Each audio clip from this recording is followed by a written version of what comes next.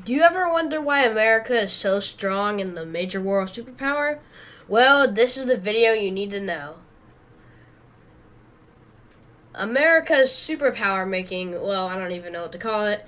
It started in the 1840s, at the beginning of American industrialization. As the world started to industrialize, America followed really quickly. The northern economy was booming as more jobs became available to people, but it also made exporting goods cheaper to European powers. But by the late 1850s, America was ripping itself apart. The North wanted to continue industrialization, but the Southern economy was really dependent on slavery. After the election of Abraham Lincoln, the Civil War started, and by 1863, it was clear the North was going to win. After the South ended slavery, now at the end of the Civil War, America rapidly caught up to European powers, and only a few years after, we were already one of the top spots. Then the Spanish-American War started, and it really showed American military power, as we won very quickly and took Cuba and the Philippines. Only 2 decades after the American-Spanish War, World War I started, and America became rich, selling military goods and aid like food to Britain, mostly because the country was ruined from bombings and it couldn't support its own economy.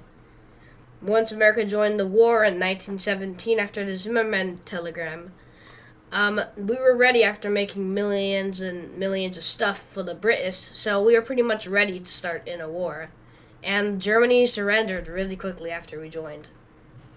Now the interwar. The United States was booming in the 1920s, and the 1920s was in full swing.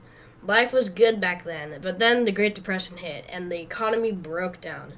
After the election of FDR, he was voted in the office, and he passed many new bills, like the New Deal, and started to make more jobs, especially in the West Coast, like the Hoover Dam. During World War II, America enjoyed selling stuff for a long time to the Brits. But after Pearl Harbor, we joined and declared war on Japan. Germany followed suit and declared war on us. We helped win that war really good and nuked Japan. Eventually, America found itself as the only real leading superpower with a nuclear weapon, as the Russians were still recovering from World War II. America and Russia were good friends during the war, but now the Soviets wanted to stomp out all democracy, and America was in the way. Because of American expansion into Western Europe, the Soviets formed the Warsaw Pact, and the Americans formed NATO to counteract the Soviet Pact in 1949.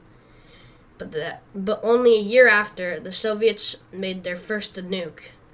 Just a year later, in 1950, the Soviets gave North Korea the go-ahead to invade the South. The invasion was going great. In the UN, everybody was freaking out. They needed to stop the North from taking the South. That would already be a loss in this new Cold War. So they formed an army with all their members and landed in South Korea, being able to push back to North Korea and landing near the South Korean capital.